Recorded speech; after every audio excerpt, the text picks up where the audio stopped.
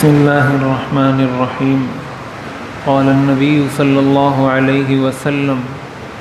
من لم يدع قول الزور والعمل به فليس للہ حاجۃ فی ان يدع طعامه وشرابه۔ حضور نبی کریم سرور دو عالم صلی اللہ علیہ وسلم نے ارشاد فرمایا، جو شخص جھوٹی بات کو اور جھوٹی بات پر عمل کرنے کو، جھوٹے کردار کو نہیں چھوڑتا تو اللہ تعالیٰ کو اس چیز کی کوئی ضرورت نہیں ہے کہ وہ اپنا کھانا پینا چھوڑ دے۔ یہ بخاری شریف کی روایت ہے۔ حضرت ابو ہریرہ رضی اللہ تعالیٰ عنہ اس حدیث شریف کے راوی ہیں۔ ایک مسئلہ ذکر کرنا باقی رہ گیا تھا، وہ یہ کہ روزے کی حالت میں مسواک کرنا، تو مسواک کرنا جس طرح عام حالات میں سنت ہے، اسی طرح روزے کی حالت میں بھی مسواک کرنا سنت ہے۔ تو اس کا اہتمام عام حالات میں بھی کرنا چاہیے، روزے کی حالت میں بھی کرنا چاہیے۔ اس سے روزے پہ اثر نہیں پڑتا، بلکہ اس سے روزے کی برکت میں اور اضافہ ہوتا ہے۔ حضور علیہ الصلاۃ والسلام سے روزے میں مسواک کرنا باقاعدہ کتب حدیث میں نقل کیا گیا ہے۔ البتہ ٹوتھ پیسٹ وغیرہ کرنا یا کوئی منجن استعمال کرنا یا کوئی بھی دوا یا کوئی بھی ایسی چیز دانتوں کو صاف کرنے کے لیے روزے کی حالت میں استعمال کرنا مکروہ ہے، اور یہ مکروہ اس وقت تک ہے کہ جب اس کا کوئی ذرہ حلق سے نیچے نہ اترے۔ اگر ٹوتھ پیسٹ استعمال کیا اور اس کا کوئی ذرہ حلق سے نیچے اتر گیا، ایسی صورت میں روزہ فاسد ہو جائے گا، اس روزے کی قضا کرنا لازم ہوگی۔ اس لیے روزے کی حالت میں ان چیزوں کے استعمال سے بچنا چاہیے۔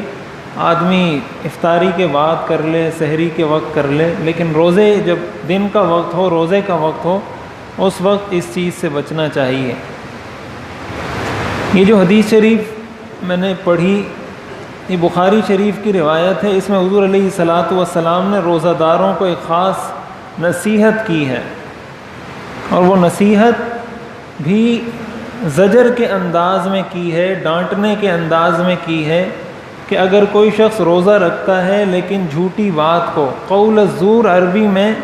ہر غلط بات کو کہتے ہیں،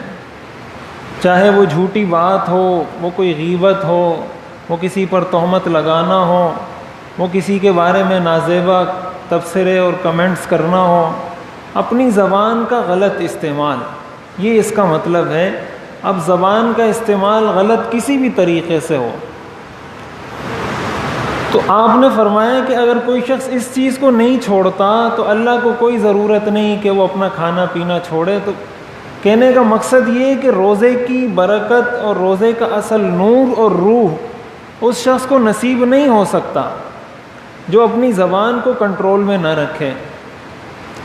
اب یہ بہت اہم چیز ہے ہمارے لیے کہ ہم اپنی زبان کو کتنا کنٹرول میں رکھتے ہیں۔ ہم اگر دیکھیں اپنی زندگی کو، اپنی 24 گھنٹے کی لائف کو، کہ کتنی دفعہ ہم جھوٹ بولتے ہیں۔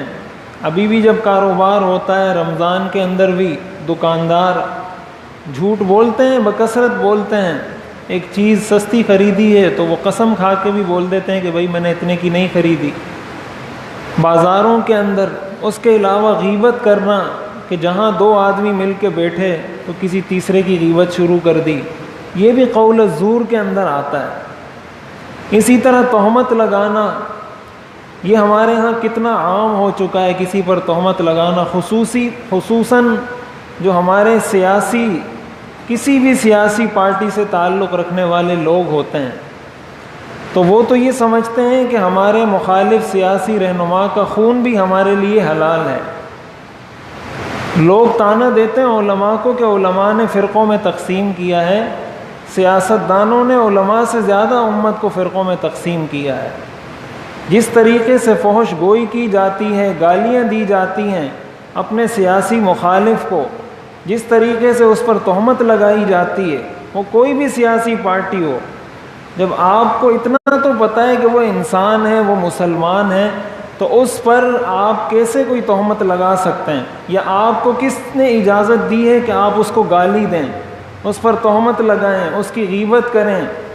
تو اس چیز کو تو ہم بالکل جیسے ماں کا دودھ ہوتا ہے نا اپنے لیے انسان حلال سمجھتا ہے، اپنے سیاسی مخالف کو گالی دینا یہ تو ہمارے تصور میں ہی نہیں ہے کہ یہ بھی گناہ ہو سکتا ہے۔ یہ بھی قول الزور کے اندر آتا ہے کہ اگر کوئی شخص رمضان میں اس چیز کو نہیں چھوڑتا،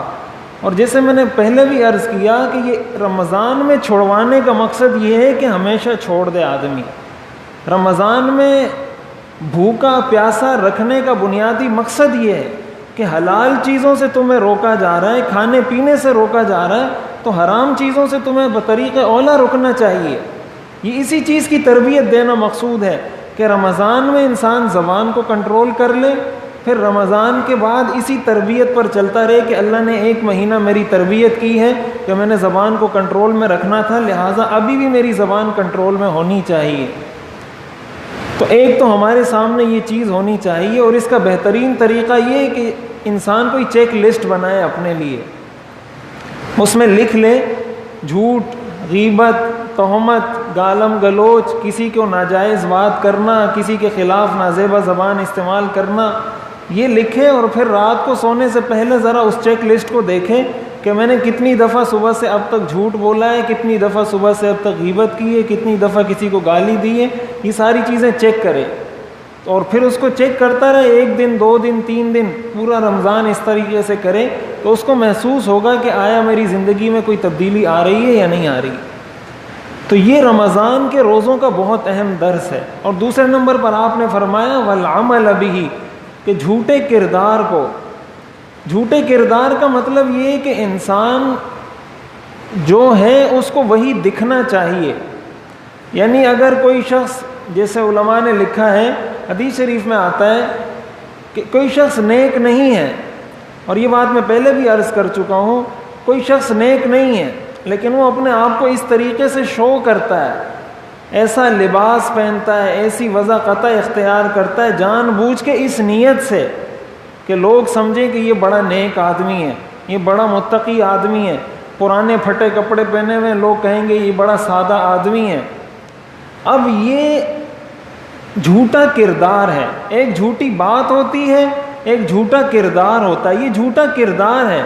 یعنی حقیقت میں وہ شخص ایسا نہیں ہے اور ظاہر کچھ اور کر رہا ہے۔ اسی طرح فقہاء نے لکھا ہے کوئی شخص غریب ہے اور اپنے آپ کو بہت زیادہ امیر شو کر رہا ہے، کوئی شخص بہت زیادہ امیر ہے اپنے آپ کو بہت زیادہ غریب شو کر رہا ہے، یہ جھوٹا کردار ہے۔ تو جس طریقے سے جھوٹی بات کرنا شریعت میں منع ہے، اسی طریقے سے جھوٹا کردار بننا، اپنے آپ کو ایک غلط ایسا ظاہر کرنا جیسا وہ نہیں ہے، یہ بھی شریعت میں منع ہے۔ اور یہاں ایک بات یہ بھی ذکر کر دوں جو بہت اہم بات ہے اور ہمارے معاشرے کی ایک عام بات ہے کہ اس کا یہ مطلب نہیں کہ انسان اپنے ظاہر کو سنوارے نہیں، اپنے ظاہر کو ٹھیک نہ کرے۔ عموماً جب کسی سے یہ کہا جاتا ہے کہ بھائی آپ داڑھی رکھ لیں، سنت رسول اپنے چہرے پہ سجا لیں، تو وہ آگے سے جواب میں یہ کہتے ہیں کہ یار داڑھی رکھ لیں گے تو پھر گناہ نہیں کر سکیں گے، یا اگر پھر گناہ کریں گے تو لوگ کہیں گے کہ داڑھی رکھی ہوئی ہے اور یہ گناہ کرتے ہیں۔ تو یہ بات اچھے طریقے سے یاد رکھنی چاہیے کہ یہ تو بالکل اسی طرح ہے جیسے آپ یہ کہہ دیں کہ یار میں نماز نہیں پڑھتا، نماز اس لیے نہیں پڑھتا کہ لوگ کہیں گے نماز بھی پڑھتا ہے اور جھوٹ بھی بولتا ہے، میں روزہ نہیں رکھتا ہے اس لیے کہ لوگ کہیں گے کہ روزہ بھی رکھتا ہے جھوٹ بھی بولتا ہے،